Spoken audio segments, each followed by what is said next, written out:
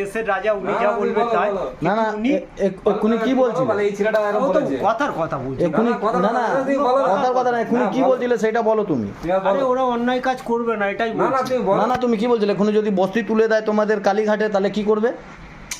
তুললে আমাদেরকে সবাই ফ্ল্যাট দেবে, এটাই মেন। ফ্ল্যাট দেবে না? এক্ষুনি কি বলছিল? কালীঘাটে ডেকে দুজনকে কি করবে? শুভেন্দু তাকে নরেন্দ্র মোদীকে কি করবে? বলি চড়াবে না কি বললে বলো বলো বলো বলো। না বলো না। বলছিলে তো বলো। লাইভ দিচ্ছে। এই লোকটা কোনো দরকার না। এই লোকটা এর নাম মাহাদেব, মাহাদেব সর্দার। পিছে বহুত ভুগতে হবে। কালীঘাটে থাকে বুঝলেন হিম্মত চাই। শুভেন্দু দা। এই লোকটা বলেছে যদি আমাদের বস্তি তুলে দেয়, ওই কার্তিক ব্যানার্জি যেখানে থাকে ওই বস্তিতে এরা থাকে বুঝলেন। এই বলেছে এক্ষুনি কি যদি আপনারা এদের বস্তি তুলে দেবেন, আপনার শুভেন্দু দাকে আর নরেন্দ্র মোদীকে দুজনকে কালীঘাটে ডেকে নাকি বলি দেবে। আমি এরকম এই লোকটাই বলেছে। আশিসদা বলিনি? এই লোকটা বলেছে, না, ওটাই ভালো। এটা বলেছে, আমি বলিনি। এই লোকটা বলেছে। বলেছি, প্রমাণ কি আছে?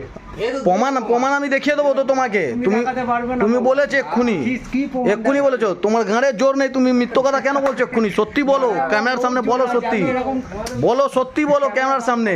আমি অর্ডারটা পাই তারপরে বলবো। কি বলবে? যদি চলো অর্ডার পেয়ে গেছো, কি বলবে এবার? কি বলবো না আমি এখন।